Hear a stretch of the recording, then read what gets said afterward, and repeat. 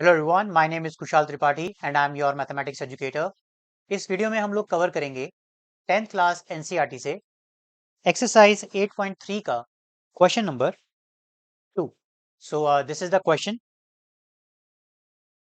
Right all the other trigonometric ratio of angle A in terms of sec ए।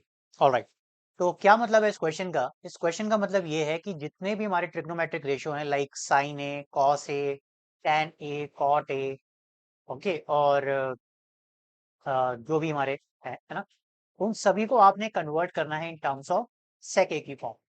जैसा कि हमने first question में किया था, तो फर्स्ट क्वेश्चन में हमें सिर्फ 3 ट्रिग्नोमेट्रिक रेशियो को चेंज करना था, साइन को, टैन को और सेक को, किस टर्म में? कॉट की टर्म।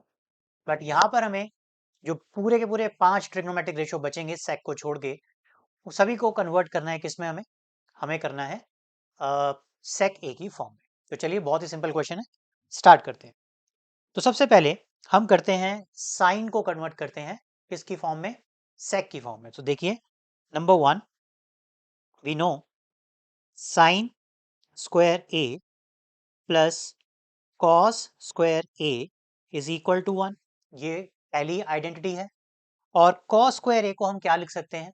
कॉस स्क्वायर ए को हम लोग लिख सकते हैं that is 1 upon sec square A. तो आप इसको इस तरह से लिख लीजिए, that is sine square A plus 1 upon sec square A equal to 1। अभी जो 1 अपॉन सेक स्क्वायर ए है, इसको राइट हैंड साइड पे आप शिफ्ट करिए। So this will be sine square A is equal to 1 minus 1 upon sec square A. Alright, further आप इसको अगर सॉल्व करेंगे तो देखिए, this will be sine square A equal to sec square A minus 1 whole divided by sec square A. अभी जो हमारे पास value निकल के आई है वो किसकी है? साइन स्क्वायर ए की। पर हमें वैल्यू चाहिए साइन ए की, तो हम लोग क्या करेंगे? स्क्वायर रूट करेंगे दोनों तरफ। So this will be sine A equal to under root sec square A minus 1 whole divided by sec square A. Alright, अब अगर हम इसे फर्दर से सिंप्लीफाई करते हैं, क्योंकि स्क्वायर रूट फाइंड आउट करना है, तो न्यूमिनेटर वाली टर्म तो एज इट इज ही रहेगी, लेकिन डिनोमिनेटर में सेक स्क्वायर है तो उसको आप सिंपली सेक ए लिख सकते हैं। So this will be sec square A minus of 1 whole divided by sec A. तो ये वैल्यू आ गई है किसकी? साइन ए की इन टर्म्स ऑफ सेक। अब सेकंड हम लोग करते हैं किसकी वैल्यू को? दैट इज कॉस ए की वैल्यू को। तो कॉस ए आप सभी जानते हैं कि अगर आप कॉस ए का रेसिप्रोकल करेंगे तो क्या वैल्यू आ जाएगी? सेक ए की। तो आप कह सकते हैं cos A is equals to 1 upon sec A. तो ये वैल्यू हो गई। अब हम बात करते हैं थर्ड की, विच इज tan ए। और tan ए को सॉल्व करने के लिए देखते हैं हम क्या करेंगे। यहां पर लिखते हैं third part, this is third part, tan A in terms of sec A. Clear? अब देखिए क्या करेंगे। हम लोग जानते हैं कि tan ए जो होता है वो किसके बराबर होता है? This is sine A whole divided by cos A, इस टर्म के। और अभी हमने पीछे ही साइन ए और कॉस ए की वैल्यू निकाली है, तो उसी को वैल्यू को हम पुट इन यहाँ पे कर देंगे।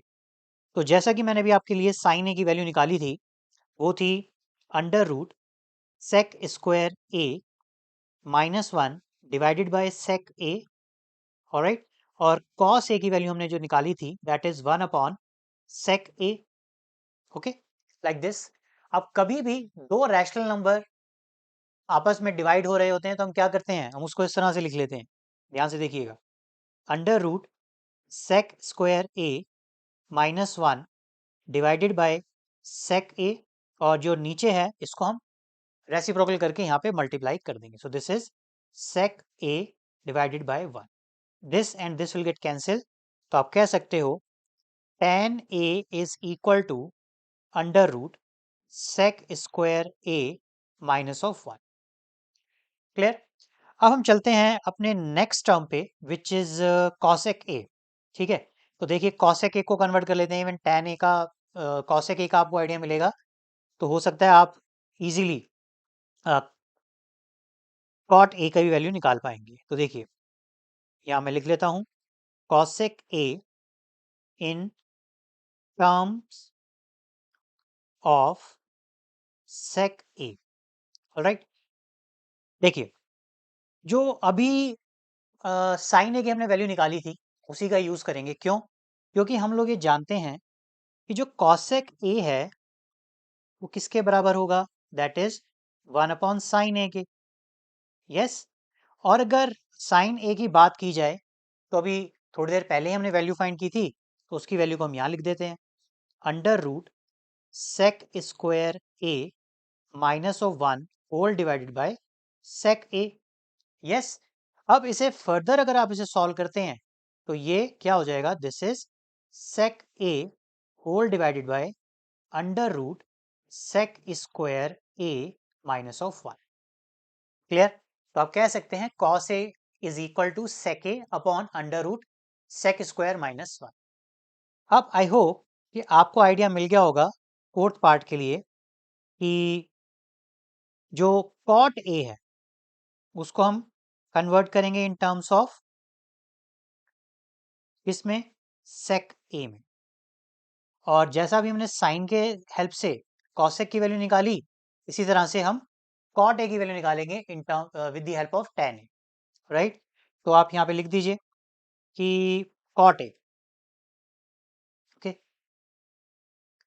Cot A is equal to how much, 1 upon tan A. Clear? अब टैन ए को आप क्या लिख सकते हो, टैन ए को जो अभी आपने वैल्यू फाइंड की थी वो वैल्यू यहाँ पे पुट इन कर दीजिए, this is 1 upon under root sec square A minus of 1। तो वैल्यू आ गई हमारे पास किसकी, कॉट ए की। अब कौन रह गया, साइन की वैल्यू हमने निकाल ली, कॉस की वैल्यू भी हमने निकाल ली, ठीक है ना, और टैन की वैल्यू भी निकाल ली, कॉसेक की भी निकाल ली, और कॉट की भी हमने निकाल ली है, तो सारे हो गए हैं। आई होप ये नंबरिंग थोड़ी सी गलत हो गई, ठीक है। सो दिस इज द सॉल्यूशन बेटा, मिलते हैं नेक्स्ट वीडियो में। Happy learning. Hello students, thank you for watching my video. I hope your doubt related to this question is clear now. If it's so, then please like it and share it with your friends. Moreover, don't forget to subscribe my channel for free online math classes. One more thing, if you are looking for a math teacher for yourself, then contact details are in a description box. Thank you.